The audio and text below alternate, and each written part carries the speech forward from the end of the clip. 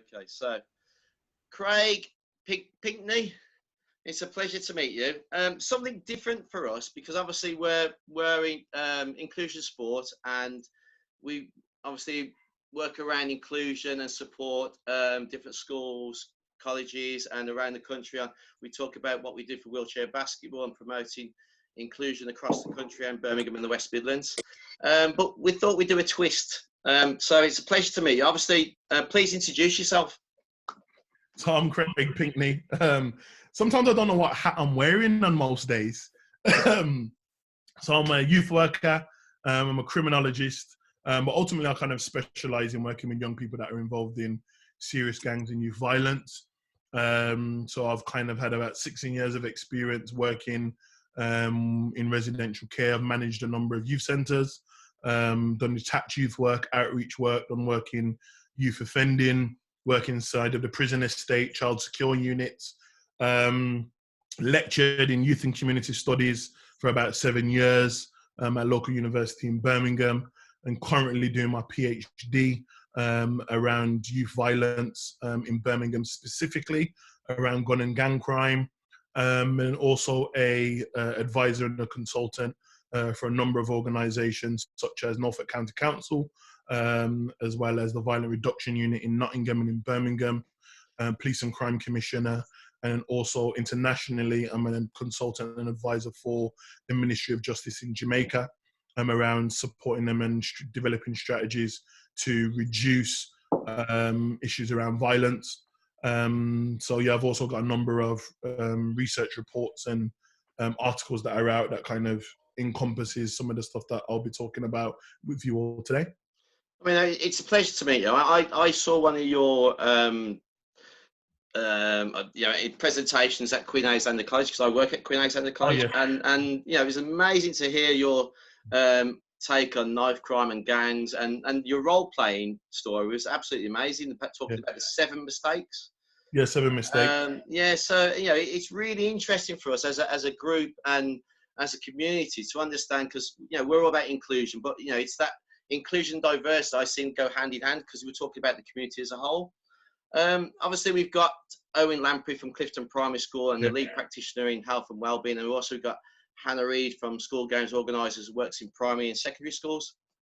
Yes. Thinking about where you started and thinking about, I also used to work with Catch 22 many years ago and Positive Future. So I was brought up in we lived for 20 years in Poole Farm, which is one of the most deprived areas in the city. So we worked with Catch 22, and a lot of them were referrals from young people who were drug related or gang related, but they wanted to play sport or do some things that get them out of that kind of environment. You talk about gangs exit strategies and what you do. What for you? What's motivated you and inspired you to support that?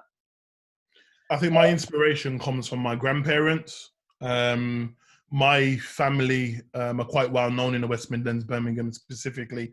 My grandmother, during the Windrush era, started a community project called the Nightingale Project. And she started that from her household. So all young people during that time that were, I guess, victims of forms of racism and whatnot in the local community, it was kind of like a safe house for children and young people. And it was also a place where they would be educated and have positive opportunities. And for those that know about Birmingham, we had at that time the Muhammad Ali Centre, and Muhammad Ali came to Birmingham. And my grandmother was one of the pioneers that opened that building. And apparently Muhammad Ali was at my grandma's house drinking tea. Now, I probably was just running around at that time. I didn't realize or even acknowledge someone like Muhammad Ali. But that's what my family ultimately are known for. So I got loads of aunties and uncles that are involved in community activism, race relations. So I would say it's kind of in the blood to do stuff with community. And I think young people has just been my passion. So I would say I'm motivated more so by them, really, to get them to recognize and acknowledge that there's more to life than the choices that they're oftentimes making, but also acknowledging that the challenges, or what I call the trap, if you remember what I spoke about before, is designed for them to fall in it. And my role is to show that I can come from the hood, I can come from the block, and I can leave school with no GCSEs, but we're doing a PhD how many years later? It does. I mean, it is quite interesting because I say when we lived in that part of area, for 20 years, and the funny thing was working in those kind of groups and environment, you get to understand people more. And it was strange because you could go out your house and you'd see a gang across the road all sitting there, and they say, "Oh, I know where you live now, Andy, but do you know what? Yeah, I'll look after your place for you because you yeah, do great things with us." And it's like, well, that's really unreal. But also, in some respects, that's a community feeling, but also a positive thing because we're actually working with them to have more positive attitudes and outcomes. I'm going to hand over to Owen Lamprey. Owen, I'm going to let Owen ask some questions if that's okay with you. Owen, over to you. Hi, Craig. Thanks very much for meeting us. Andy's obviously from a sporting background, as are we. I just wondered what your views on how sport can play a role in attempting to alleviate some of the issues that you've obviously dedicated most of your life to. I think sport is an amazing tool. I'm going to frame this response under the guise of a concept called desistance. Now, I argue that desistance is something that most professionals don't even look at. And desistance writers say, if we focus more on desistance, we would have more of a reduction in the issues that we're facing. And just in a summary, desistance, all desistance means is a process that causes criminals or people that are engaged in antisocial behavior to deter away from that particular type of behavior. And desistance writers talk about a series of things that can be used to desist young people. So they talk about things like sport, they talk about things like faith, they talk about things like informal education, positive social bonds, meaning individuals that they know, that they can rely on, that they can connect to. They talk about having job opportunities. They talk about having positive relationships, meaning having a girlfriend, having a boyfriend, settling down, or having children. So the reason why I mentioned sport being the first one, because sport is actually quite significant. And if you look at the histories of individuals that have committed crime or lived a life of crime, that have come into contact with sport, they'll tell you that sport was their lifesaver. Sport was an opportunity for them to desist from the things that they were involved in. Why? Because the sports that they were engaged in required discipline. The sport that they were engaged in required a level of commitment and sacrifice. So whilst that commitment and sacrifice is required from that particular sport, it's important to understand what the sport presents. But I would also add on, when we're talking about sport, is what types of sport.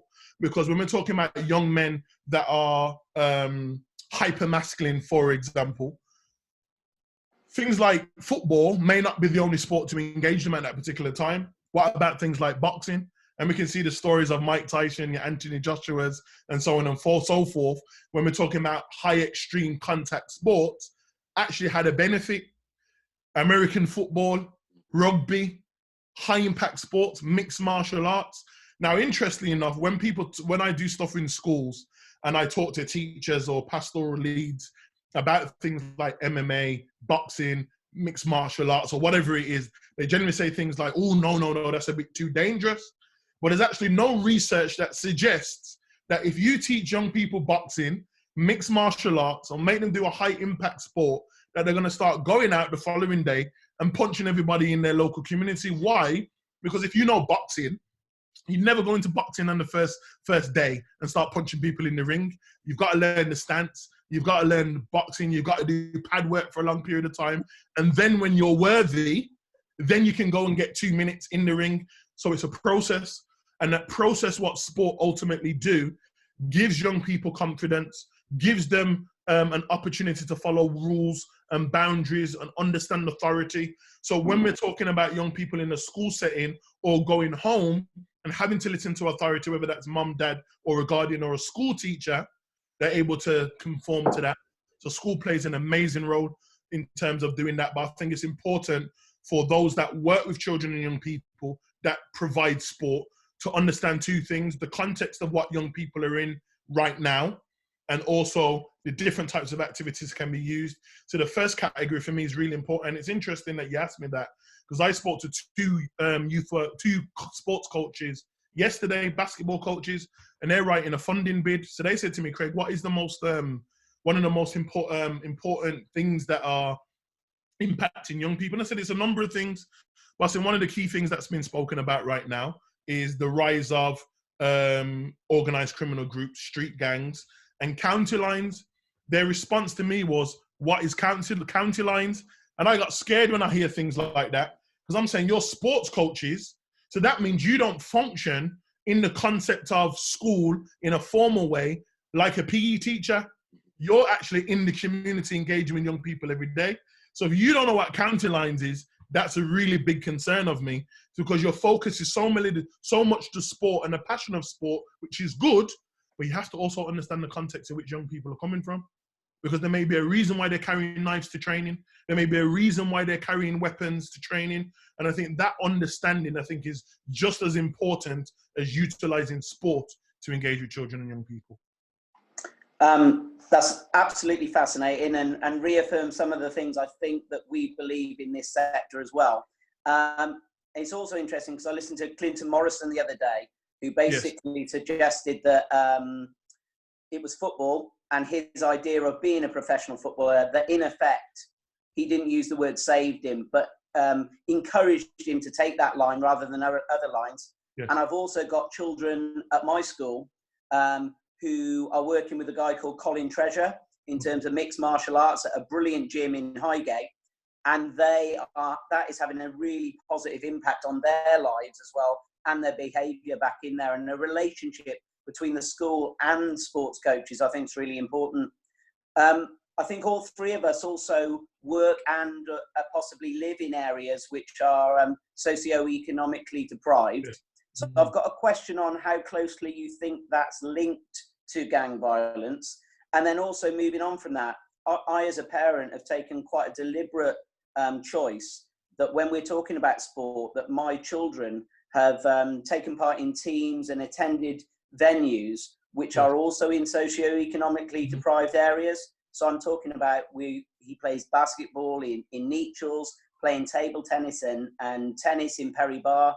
And me, as a white working class teacher, I think that kind of social mixing is really important. Yes. But it's something that doesn't often happen for the pupils at my school. So they don't often get the chance to work with adults or other children who are outside their geographical area. I just wondered your views on that. No, I think that's spot on. And I would say that's probably more so something that I probably experienced when I was growing up, because I come from a background of basketball. I used to play for Birmingham Bullets, if you remember Bullets. Yeah. And I had I ruptured my anterior cruciate ligament in 2005, which completely took me out of the sport. And I would say, even though it was probably the most devastating and stressful time in my life, that's what birthed my role as youth work. So I do believe that everything happens for a reason, because it was through that stressful moment someone had said to me, you know what, you'd be a good youth worker because you've got all of the skills and qualities. But back to the point, the school that I used to go to in inner city Birmingham, it's closed now. It used to be Cardinal Newman Roman Catholic School. It used to be based in Bearwood. And the area that I grew up in Hockley, the only interaction that I had, I would say, with white people was the Irish family on the corner and the Kavanagh family and the Callahan family that were at my school, which were both Irish families. And as my dad would always say, is that the Irish are just like us, they're cool, let them through. So it was only until I got to college where I would say, and it sounds very strange coming from me, that I actually had my first experience with different white people, if that makes sense, from different backgrounds and different spaces. And I just remember I had friends from Sutton, you know, I had friends from like Worcester. And it was just, for me, it was just a cultural shock, because all I've ever seen and ever grew up knowing was African Caribbean communities, Bangladeshi and Pakistani communities, and again, the couple Irish families that are on the corner. So when we understood the concept of being white, unless it was someone in authority or Paddy on the corner, that was our only understanding of who they were. So going to college and having a coach that was white, having different types of friends was good for me from an opportunity, because I would argue that when we talk about like race hate, when we talk about prejudice, unconscious bias, a lot of that kind of stems from not having the opportunity to see others from a difference. So our only understanding of whiteness when I was growing up was oppression. So any white man have only come to exclude us or they've come to arrest us. And I would say the same thing would probably happen with children that come from poor economic backgrounds, that come from whiter areas, probably have the same perspective of black males as well. The only depiction that you see is something negative on the media, or I'm a celebrity or a sportsman. There's not the in-between. And in both sides of the table, whether you're black or whether you're white, young people's understanding is generally that, well, I'm only going to judge based on what I constantly see all the time. So now we're talking about issues of things like gun and knife crime. The way the media project it on social media platforms, that individuals that look like me are the ones that seem to be causing the problems. And as a ripple effect on that, it does two things. One, nationally, it helps towards or contributes towards people's ignorance about particular groups. But what it also does is for young people is that they also believe the stereotype. So when they're out and about in the local community, they view each other as individuals that are a threat or a danger, and then things potentially can happen around that.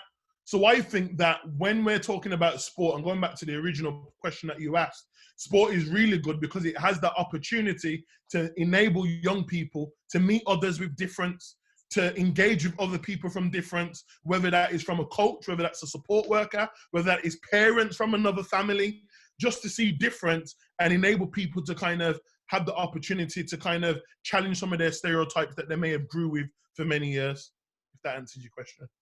That's brilliant. Thank you. Andy, am I allowed one more? Of course, of course. Yeah, okay. I'm getting a bit greedy here because it's a really interesting one. I've looked at some of your work and you talk about a culture of fear, shame and trauma, yes.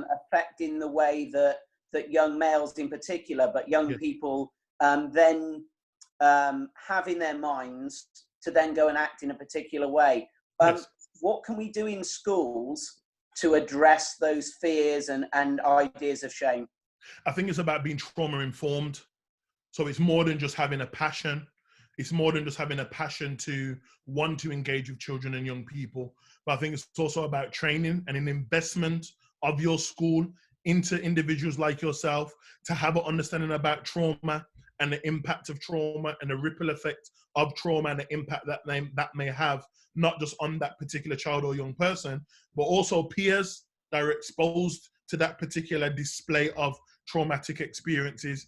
So what I mean by trauma informed is that you go through a series of training, or you have individuals like myself that you can consult with, that kind of talks about a series of scenarios, because the reality is that children and young people come with baggage, and that baggage can cause a ripple effect on education. And unfortunately, because a lot of teachers are not trauma informed, the easiest thing for a teacher to do is remove that child from the classroom, because they may be disturbing the other 27 pupils that are in the room at that time. But the problem is that when that child is then removed from the classroom, and then there's not adequate support, or there's individuals that don't understand the trauma, the shame, the guilt, and all of those things that impact on that young person about trauma, oftentimes that young person does something and they get excluded.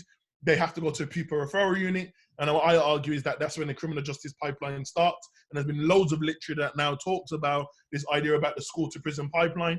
Because the moment they're out of mainstream education, you and I know that their chances and their vulnerabilities go even higher based on the issues that they're ultimately presented with.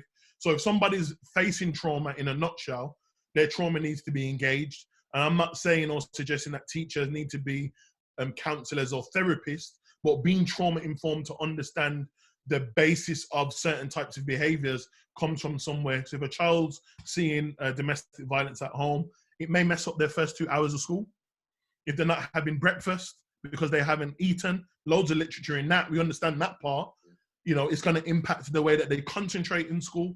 And the same way in terms of young people being affected by mental health, fear going to school because they're worried about crossing through postcodes, jumping on a particular type of bus, feeling that they might need to carry a weapon to school because of them being concerned. And what the school shouldn't do is, I guess, make the assumption that all young people are the same of the reasons why they carry weapons and treat them all the same. I think this is where schools can have the opportunity where they're very skillful in how they engage with each case. Of course, you're going to have those children and young people that come to school with knives because they probably want to harm other young people. But are they the same as the individuals that carried a knife because they got robbed on a school bus the day before?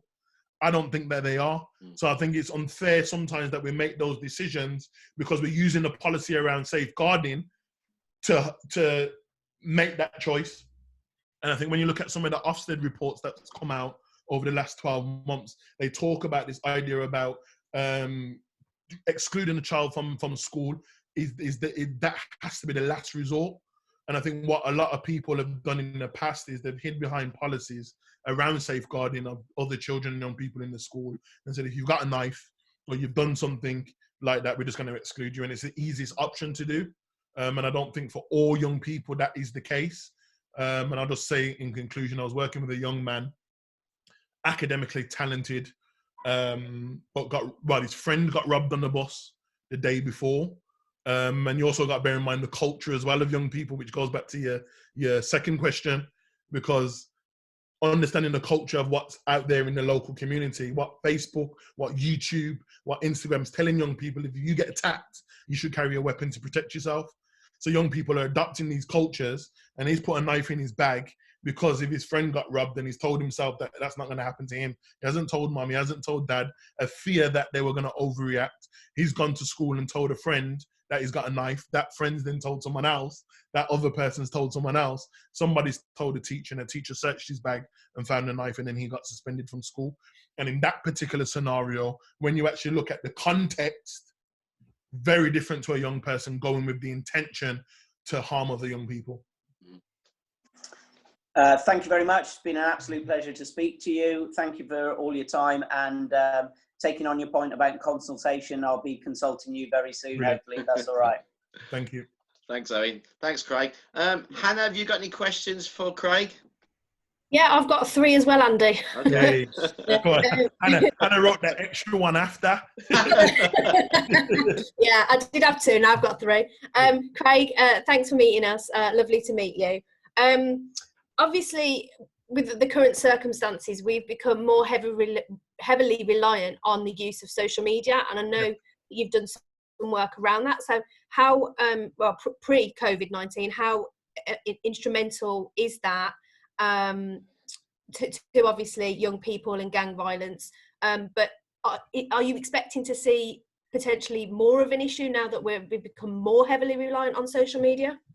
2-part question. I'm going to answer the last one first. Yeah. So what I'm going to do, so recently, I'm not sure if you were aware, the National Youth Agency released a report called Out of Sight. Not sure if you've read it, but that was talking about specifically all of the vulnerabilities. So I sit on an expert group with the National Youth Agency. So if you just go to Google and type NYA for National Youth Agency, COVID report, an amazing report will come out, and it will talk all about some of those things that you're mentioning about since COVID-19, how 700,000 young people that were potentially NEET are now even more so vulnerable than they were during COVID-19. Young people that are involved in or in contact with children's services and so forth, they're even more vulnerable. But also the young people that are socially included, that are not necessarily involved in any form of antisocial behavior or criminality, are just as vulnerable. And another report that's coming out next week, so keep your eyes out. I will post it online. I'll probably send it to Andy also too. That's going to talk specifically about gangs and exploitation. And what I'm potentially arguing is that during COVID-19, because of stress, because of fatigue, and those young people that are staying indoors, they're utilizing social media a lot more. So it's not just necessarily about deviant cultures in terms of gangs taunting each other and disrespecting each other. You've also got the young people that are not necessarily involved, but are observing these behaviors online. And then also you've got, remember, Instagram live feeds where individuals are talking to each other, they're arguing with each other, and they're utilizing social media platform as an opportunity to get some popularity to themselves or their group, but they're being watched by entertainers, and those people that are watching them oftentimes are our young people that are probably most vulnerable. And I think secondly, it's about what platforms too. So as you know, TikTok, House Party are two probably new apps that are probably used a lot more so now during COVID-19. And there was an article that I did a couple of weeks ago with the Vice newspaper. I'm not sure if some of you caught it. There's been a number of shootings that have happened nationally, quite more specifically in Birmingham. There's been about 4 shootings if you've been watching the news. And 2 of them was a direct result of social media and House Party, where young people are talking on this platform. And the way that I understand the dynamics is that if I'm following you, for example, hey, Hannah, if I'm your friend, I can find out who you're talking to, and I can come into your chat without your permission. So you can be talking to a group of friends and I can come in. And what's been happening with young people is that they've had people that are in opposing gangs that are jumping in through their friends and basically threatening each other. And there's one incident where an individual showed a firearm and another individual taunted another young person about someone that got murdered in Birmingham last year. And that would have been the direct response to the shooting that happened in one of the local areas, based on my intelligence and the young people that I work with. So social media has been used for those particular reasons. To your first question, I think that creating what I would say counter narratives are important. And what I mean by counter narratives is the work that we as professionals do on social media platforms to constantly put up narratives that are opposing the negative things that they watch. Now, I guess the biggest challenge that I'm sure we always know is that our counter narratives are never going to compete with the celebrities that have got blue ticks. They're never going to compete with the rappers, the football stars, any other type of celebrity. However, that doesn't mean that we shouldn't put the counter narrative out.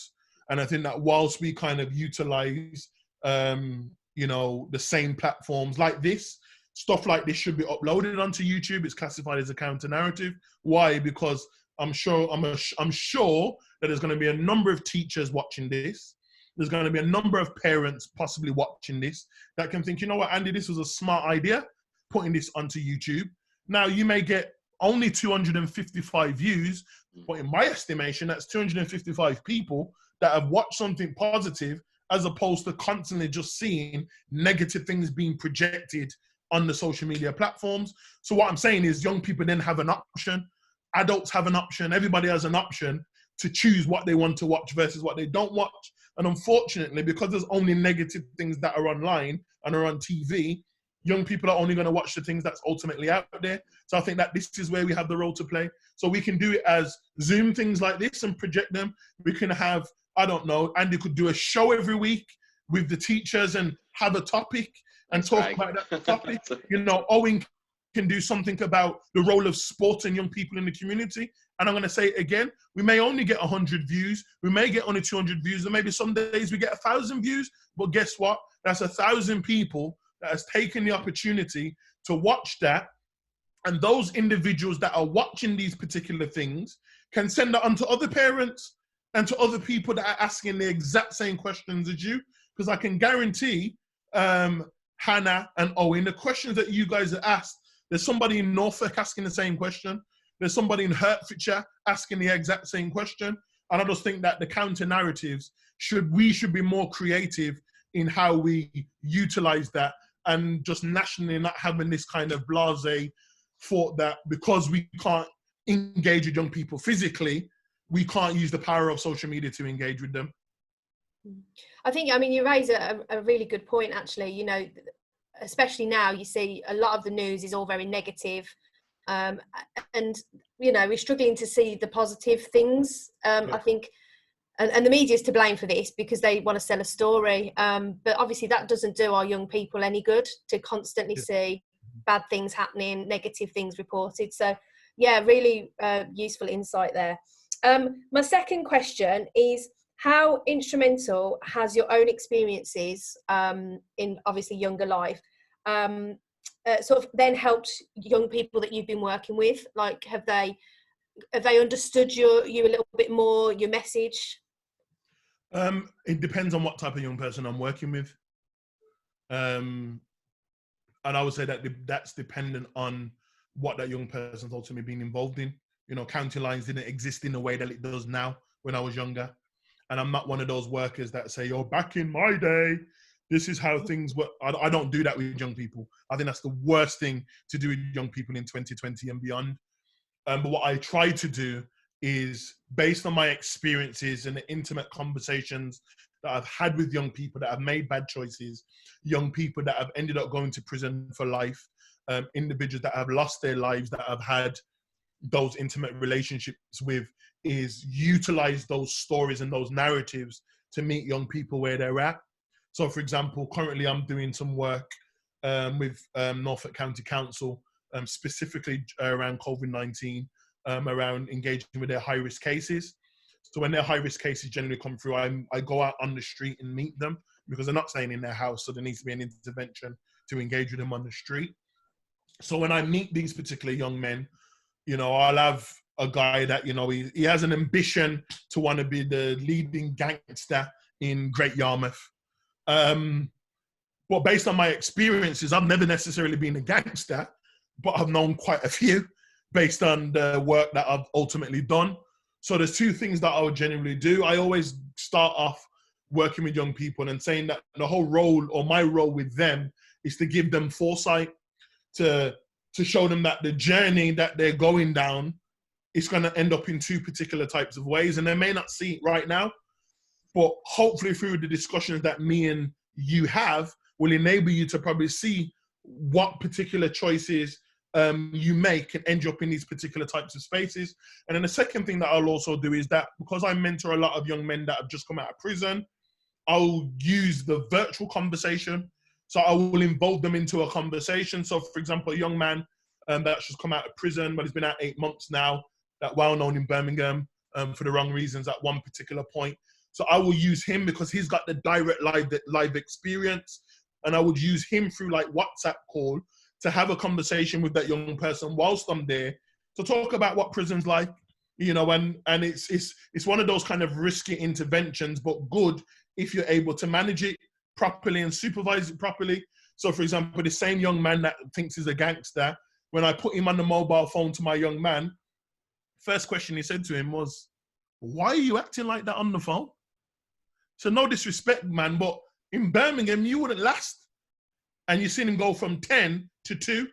And that 10 to 2 wasn't to disrespect him, but just to show him that if you want to be a gangster, you're going to have to function at a different frequency, because no gangster meets someone for the first time and starts talking about all the crimes that they've been involved in.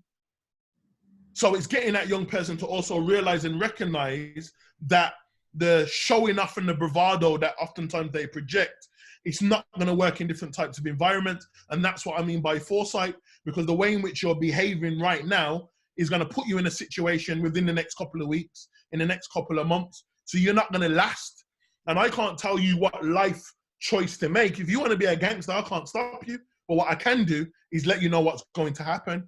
And as I say to young people all the time, if that's the road that you still want to go down, and you're prepared to do 33 years and find out that your best friend's dating your sister or dating your girlfriend, if you're prepared for people to ignore you, if you're prepared to possibly get bullied and go to prison and possibly involved or get into a situation where you become so ill because of your mental well-being, if you're prepared to go through all of that and destroy your family and community, then I can't stop you.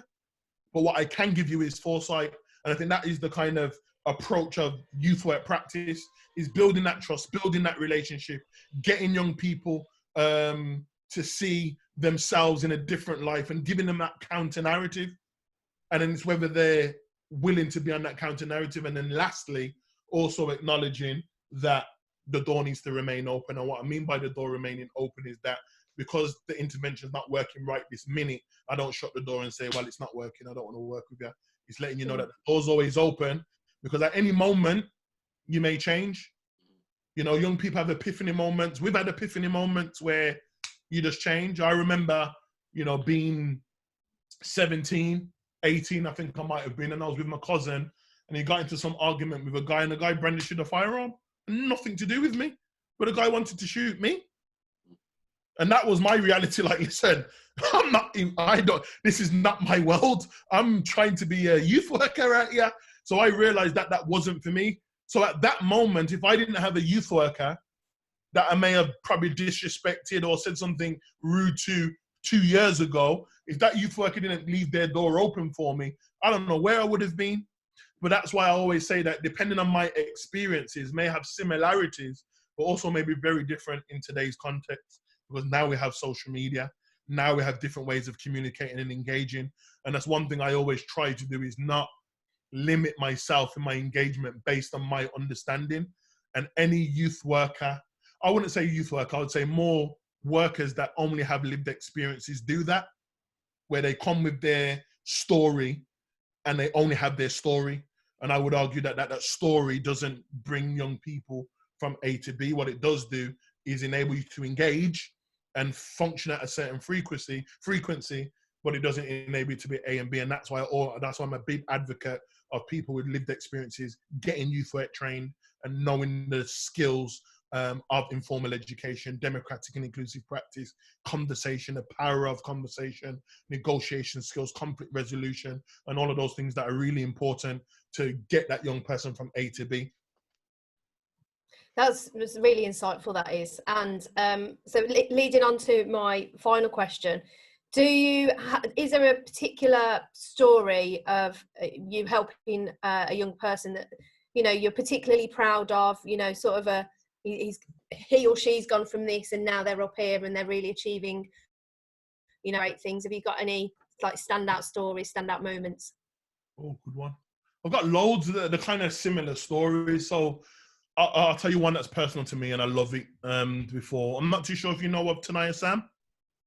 No. TSA Associates. Okay, so Tanaya Sam, at one point in Birmingham, obviously, you know, Birmingham, West Midlands have always been known for two gangs. Post the Peaky Blinders, there's always been two gangs that's been known, the Beggar Bar and the Johnsons. So this particular individual was known to be of one of those groups. And when I was younger, growing up in Hockley, Winson Green, he was what we would consider now as my older. And he was an individual that at that time was, if you look at what grooming is and what exploitation is in this context, it was the exact same thing. Me and my friends were so inspired by him, everything that he'd done. I actually remember my mum and dad really didn't like him because he used to knock the door for my older brother. And, you know, he used to want my brother to come outside and have a fight and stuff in the playground. And it was something that my brother wasn't really involved in, but I just really found him inspiring. And then when I got to about 15, 16, he went on the run, I believe, from an armed robbery that he was involved in. When he finally got caught, I think he was given 10 years of a sentence. And then following that, he came out of prison. So whilst he was going through that, I'd lost contact with him. I didn't see him from probably when I was about 15, 16 years old, maybe. So you got to think that from 17 up until late 20s, I would have went to college, in and out of college, had my basketball injury, discovered that I wanted to be a youth worker, went on a few youth work courses, got my degree in youth and community studies, left university, started working for the youth service, started to do my master's degree in criminology. And then when I got the job at UCB, I was assigned to develop a program under the EU Gangs project called Responding to Gangs and Serious Youth Violence. It was a level 3 qualification. And the attendees were ultimately individuals that had come from prison, come from a particular lifestyle, and the university was going to train them at a certain level to be able to engage with children and young people. And one day I was driving to work and I seen him standing on the corner talking to another man that I know, and I just pulled over and we gave each other the biggest hug, and he was like, "Craig, where the hell have you been?" And I'm like, "Where the hell have you been?" And I said, "I've been living in Leicester. I was at De Montfort University and whatever." And he was saying, "Yeah, I've been in prison and whatever." And I was like, "What are you doing with yourself now?" And he was talking about, the guy he was talking to was a mental health worker that runs an organization around mental health. Can't remember it from the top of my head.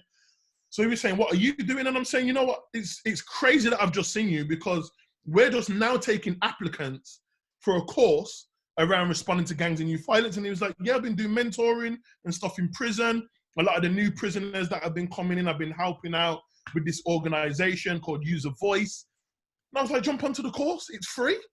He said, how long's the course? I said, it's 1 year. We were given, I think, $750,000 to do the work. So the first cohort ever tried and tested were all free applicants to get onto the course. And I remember him joining onto the course and he was like, yo, I think I'm dyslexic, you know, I don't see the purpose in this course and whatnot. But bottom line is he completed the course a year later, started his organization, TSA Associates, and now Tanaya is utilizing sport to engage children and young people across the country doing training and development. Now, so when I engage with young people, I can tell you other stories, but I'm going to say for this particular individual, this wasn't one of those lived experiences. Oh yeah, I was a little bit of a bad guy. I went to jail, came out. This guy was at the real end of what we understand gangs to be. It wasn't halfway in. It wasn't on the periphery. It wasn't just a name that was just saying that he was a part of the group. He was someone that was really involved. And to see that 360 and be one of the individuals that would have supported his desistance, that's one of my highlight stories. Wow, just goes to show that anyone can change their life, can turn their life around. That's amazing. And I say to young people, if he can do it, they can. Yeah. Because a lot of the young people I'm working with haven't shot after young people. They haven't harmed young people in the ways in which those individuals in the 90s, if you remember Birmingham News, the stuff that they was involved in. But I don't take away the fact that they've still got different challenges in 2020 and beyond. So that's why I'm very careful about utilizing people with lived experiences and also using my lived experiences to not make young people feel like I'm undermining them. Yeah, what they I suppose like you say, now. Yeah, it needs to be very relevant because we're living in an ever-changing world, more drastically changing one at the moment. But no, thank you very much for answering the questions. It's great to speak to you. I'll hand back over to Andy. Oh, thank you.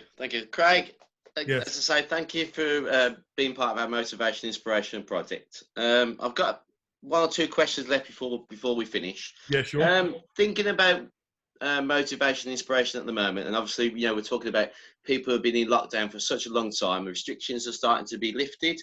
How does that relate now to obviously people who have struggled for the last couple of weeks, been really frustrated, are now seeing things that are happening that possibly I can't really comment on, but you know, shouldn't have happened. You know, how does that, in retrospect, support, and how do we support those people who have had that anxiety, have struggled? How do we push for and give them a message to support, obviously, the NHS, the key workers, and those people in lockdown?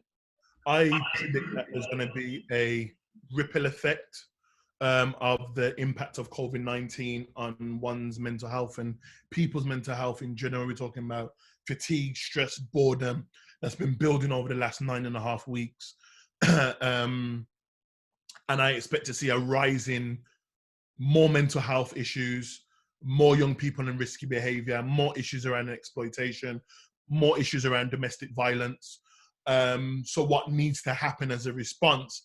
There needs to be an investment in the services that were there before, but even more so now during COVID-19 and prior and post-COVID-19, because what we are going to see is almost like a recession, because you've also got to bear in mind a lot of people have lost their jobs.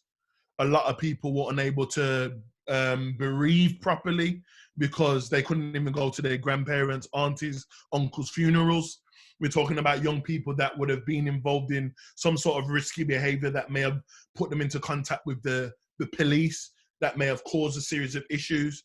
You've got issues around family now destroyed because of issues around domestic violence. I had an issue this morning. A mother contacted me and sent me some WhatsApp pictures of a boyfriend hitting her in front of the kids. He's never hit her before.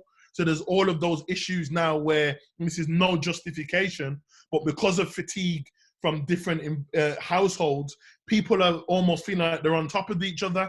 And if you haven't got a nice spaced house like some people that come from areas where, you know, you've got 3 bedrooms upstairs or 2 bedrooms, you've got a living room downstairs and you've got another room and you've got a kitchen, you've got space where you can either go away from people.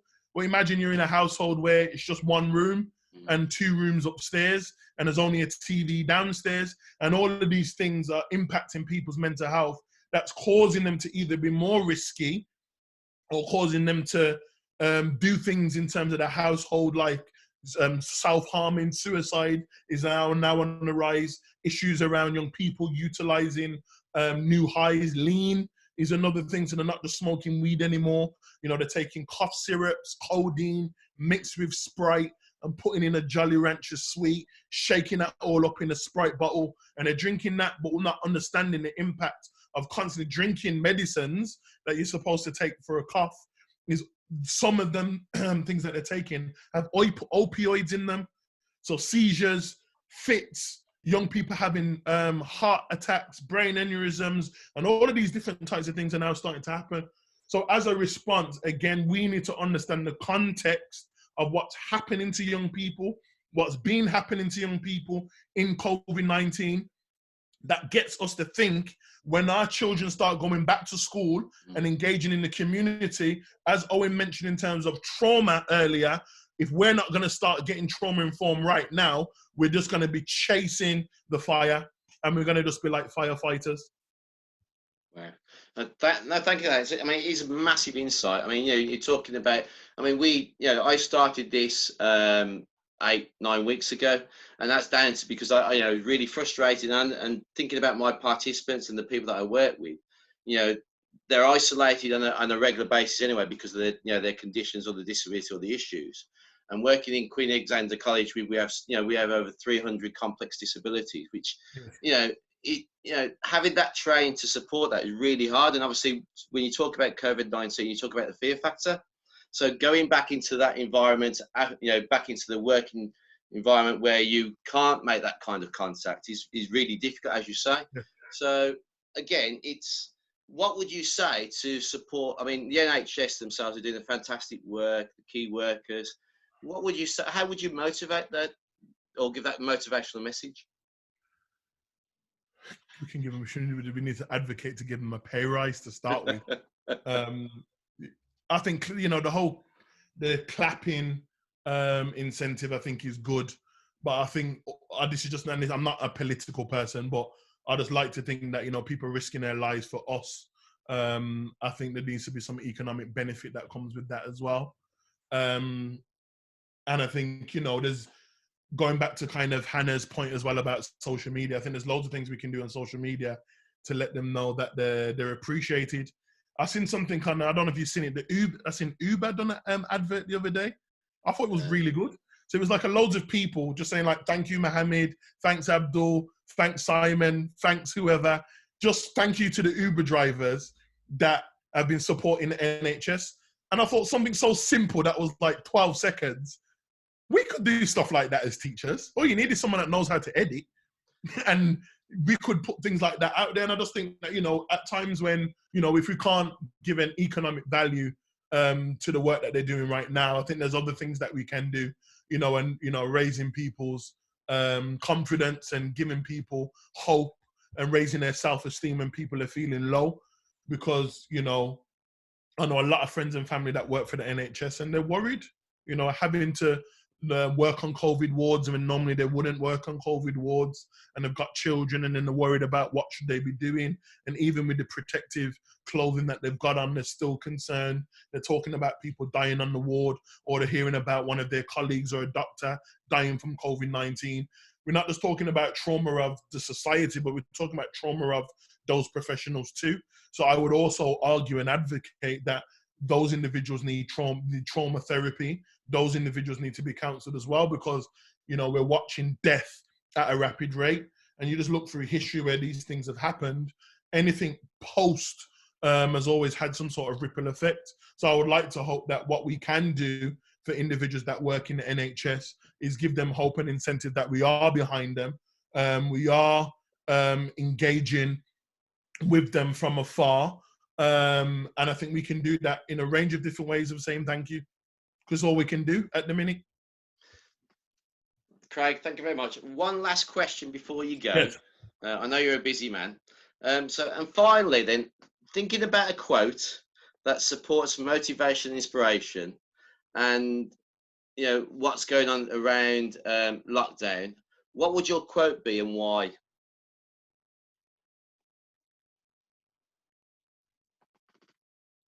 You got me today on that one, Andy.